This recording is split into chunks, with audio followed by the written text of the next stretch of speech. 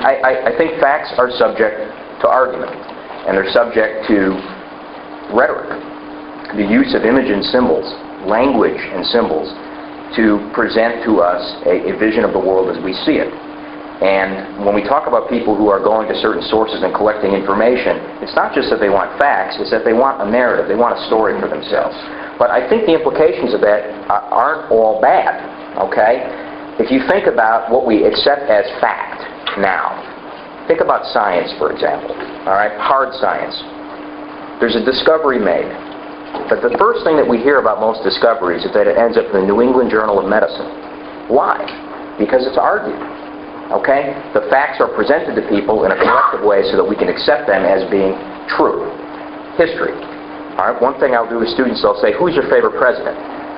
And they'll say FDR or Lincoln or something, and the immediate question is, oh, you were there.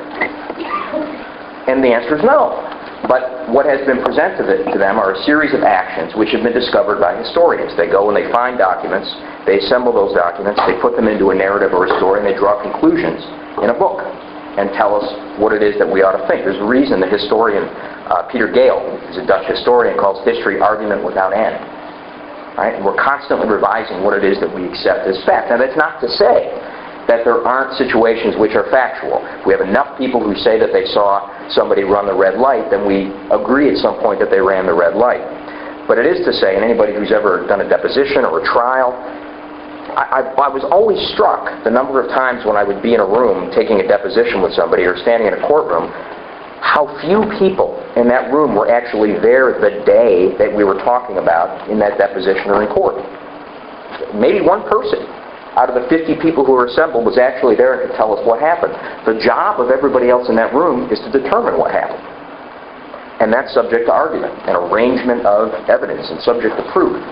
And so when it comes to, for example, political campaigns, we are in the business of presenting different visions, different stories. The health care bill, for example. What's in the health care bill? I have no idea. I will never read it. Okay, so I don't know what's on page 14,000, so I'm dependent on David or one of the parties telling me what's in there. But more than that, I'm dependent on them to draw conclusions for me about what it means. And that's what rhetoric will do. Socialized medicine, death panels. Tells the best story, the most vivid story, in the fewest words. I know everything I need to know. Now, how do we get around that? It has to be adversarial. And that gets to the notion of citizenship. There have to be people who are educated, involved, want to learn more facts, and are willing to go into a public sphere and argue about it. And then we really get to the point, I think, where we can reach better conclusions.